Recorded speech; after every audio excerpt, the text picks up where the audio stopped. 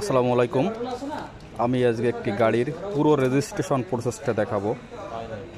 প্রথমে একটি গাড়ি শোরুম থেকে কেনার পর রেজিস্ট্রেশনের জন্য একটা ডকুমেন্টসের সেট দিবে, এরকম একটা সেট দিবে রেজিস্ট্রেশনের জন্য, যেটাতে প্রথমে রেজিস্ট্রেশন ফর্ম থাকবে, রেজিস্ট্রেশনের ফর্মটা থাকবে, তারপর টিটিও ফর্ম থাকবে, তারপর সেলস রিসিপ্ট থাকবে,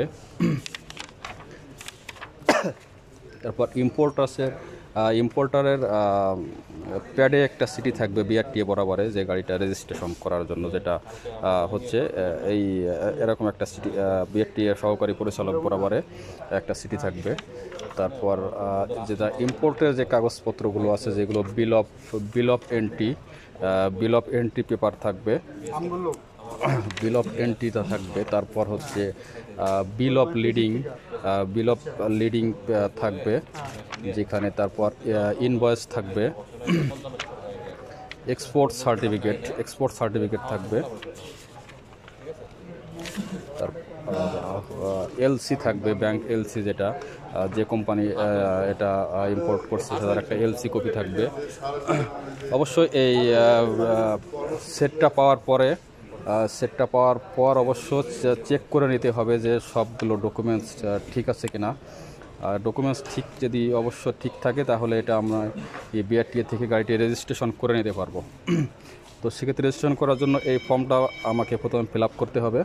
এখানে অনেক ইনফরমেশন আছে গাড়ি সম্পর্কিত, যেরকম vehicle Taylor, class of vehicle, type of body, colour, engine number, chassis number, সব কিছু পুরো এই ফর্মটা ফিল আপ করতে হবে।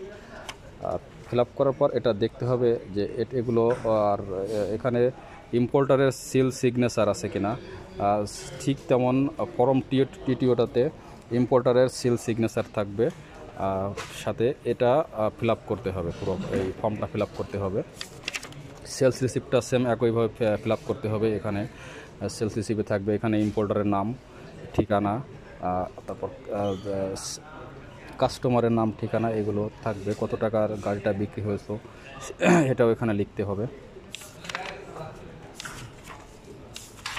এরপর যেটা করতে হবে সেটা হচ্ছে আমাকে এখানে ওনারের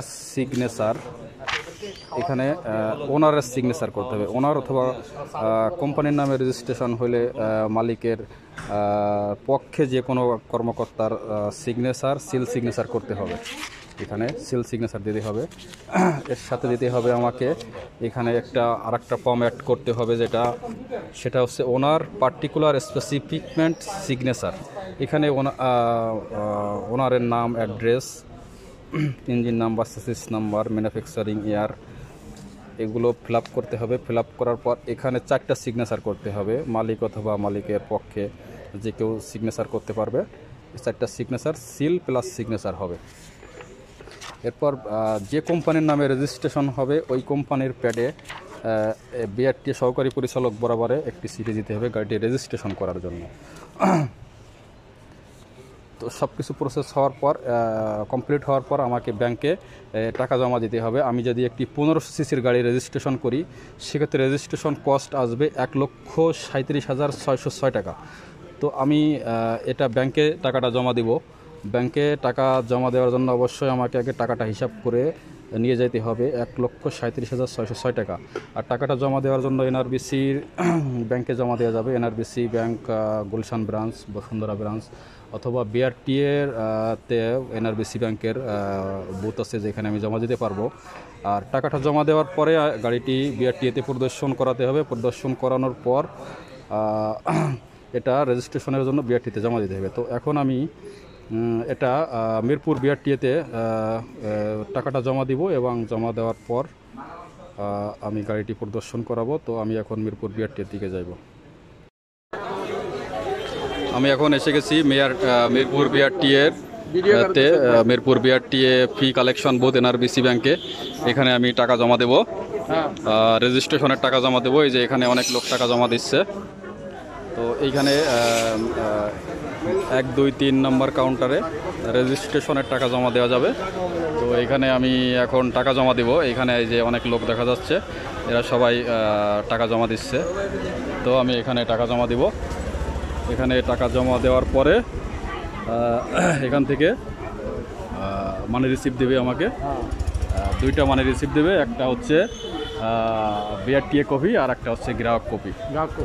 ওই গ্রাহক কপিটা নিয়ে আমি এই ফাইলের সাথে অ্যাটাচ করব। অ্যাটাচ করে এখানে এসে কি করব, এখানে এই টাকা জমা দেওয়ার পর এই গ্রাহক কপিটা আমার ফাইলে অ্যাটাচ করে এখানে গাড়িটা প্রদর্শন করাতে হবে।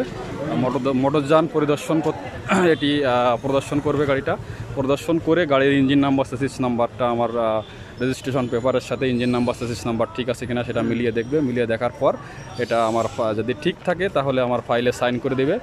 সাইন করে দেওয়ার পর এটা আমি তারপরে রেজিস্ট্রেশন শাখায় জমা দেব ফাইলটা। তো আমি এখন যাব রেজিস্ট্রেশন শাখার দিকে।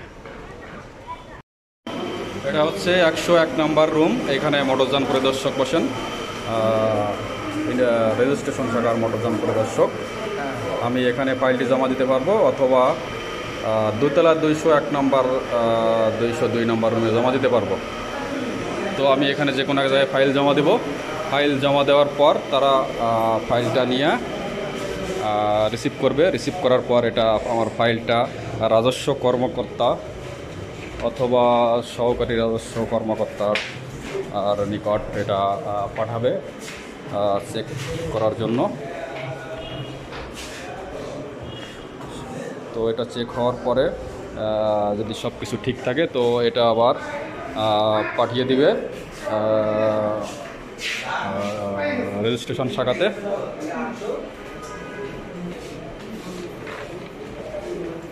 তো রেজিস্ট্রেশন শাখাতে এটা পাঠানোর পর রেজিস্ট্রেশন শাখা এটা BRTA এর সার্ভারে তারা এটা ডাটা করবে। ডাটা করার পর ডাটাতে সব কিছু মালিকের নাম, ঠিকানা, ইঞ্জিন নাম্বার, চেসিস নাম্বার, গাড়ির যাবতীয় তথ্য সব কিছু তারা ডাটা করবে। ডাটা করার পর এটি সেখানে অবশ্য অনেক ফাইল থাকে যেটা সিরিয়ালে ডাটা করে। তো ডাটা হওয়ার পর এটা আবার পাঠাবে হচ্ছে সহকারী পরিচালকের রুমে। সহকারী পরিচালক এটা চেক করার পর গাড়ির নাম্বার, একটা নির্দিষ্ট রেজিস্ট্রেশন নাম্বার দিয়ে দিবে। তো রেজিস্ট্রেশন নাম্বারটা দেওয়ার পর এটা ফাইলটি আবার রেজিস্ট্রেশন শাখাতে আসবে। রেজিস্ট্রেশন শাখাতে যেখানে ডাটা হয়েছিল সেখানে আবার ওই নাম্বারটি দিবে। নাম্বারটি দেওয়ার পর এটা আবার মোটরযান পরিদর্শকের প্যানেলে যাবে। মোটরযান পরিদর্শক প্যানেল থেকে অ্যাপ্রুভাল দেওয়ার পর তারপর গাড়ির যাবতীয় কাগজপত্র, registration acknowledgement slip, fitness tax token print করা যাবে। প্রিন্ট হওয়ার পর এটা মোটরযান পরিদর্শকের কাছ থেকে সিগনেচার নিতে হবে। নেওয়ার পর আমার যাবতীয় কাজ শেষ হয়ে গেল। এখানেই